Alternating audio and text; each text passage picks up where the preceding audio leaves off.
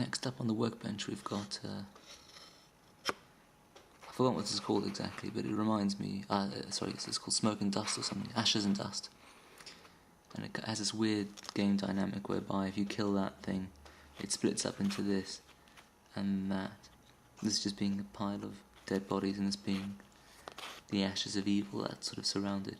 It does remind me a lot of, if anyone's seen Lost, the monster and the smoke, whatever they call it.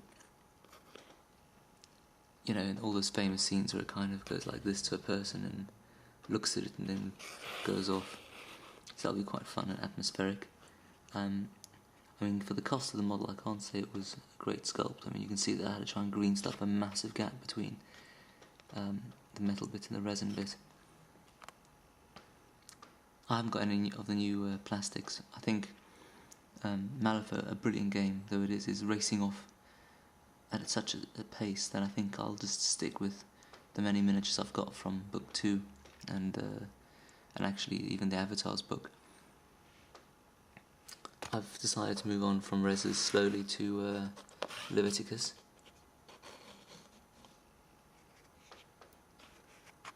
So that's Ryle, the guild pawn, who just runs around being a bit asocial and shooting people.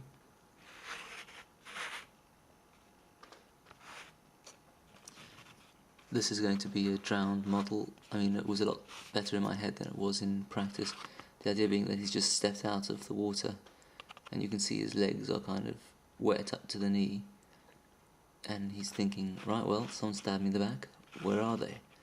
A bit like in that vampire movie with Tom,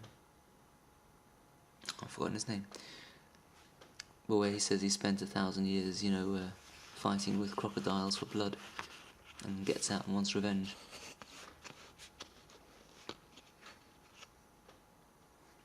And that's in this.